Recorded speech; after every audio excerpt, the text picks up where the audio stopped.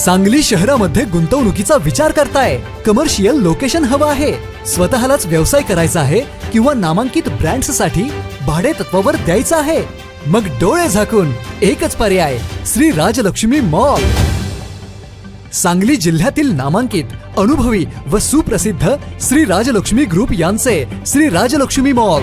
एकाच छताखाली branded showrooms, restaurant, gym, food court, multiplex theatre, club house, game zone.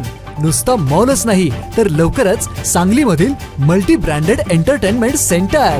Shri Rajalakshmi mall मध्ये आपली गुंतवणूक करा आणि मिळवा प्रचंड परतावा आणि प्रचंड फायदा. श्री राजलक्ष्मी ग्रुप आता पुण्यामध्ये देखील.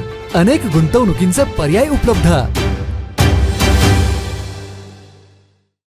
नमस्कार, प्राईम न्यूज मध्ये आपल्या सर्वांचे स्वागत. 14 एप्रिलला डॉक्टर बाबासाहेब आंबेडकर यांची जयंती मोठ्या उत्साहात साजरी केली जाते. भारतरत्न म्हणून त्यांना सन्मानित करण्यात आले असून त्यांना भारतीय संविधानाचे शिल्पकार मानले जाते.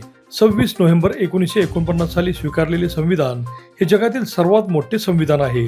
26 जानेवारी 1950 पासून ते लागू केले आणि प्रत्येक नागरिकाला समान हक्क, स्वातंत्र्य आणि न्याय मिळू लागला. डॉक्टर बाबासाहेब आंबेडकरांनी मागासवर्गीय, दलित आणि दुर्बल घटकांसाठी आरक्षणाची संकल्पना मांडली, ज्यामुळे त्यांना शिक्षण व नोकरीमध्ये संधी मिळाली. विट्यातील छत्रपती शिवाजी महाराज चौकातील डॉक्टर बाबासाहेब आंबेडकर यांच्या पुतळ्याला अभिवादन करण्यासाठी सकाळपासूनच गर्दी झाली होती. प्रचंड उत्साहात प्रत्येक जण चौकात जमत होता. खानापूर आटपाडीचे आमदार सुहास बाबर, नगराध्यक्षा सौ काजल काकी म्हेत्रे, सर्व नगरसेवक, प्रांताधिकारी विक्रमसिंह बांदल, तहसीलदार योगेश टोनपे, कोल्हापूरचे खासदार धनंजय महाडिक, युवा नेते वैभव पाटील यांनीही आजी माजी नगरसेवकांसह अभिवादन केले. गोरगरीब, दलित वर्गातील प्रत्येक जण प्रचंड उत्साहात अभिवादन करताना दिसत होता.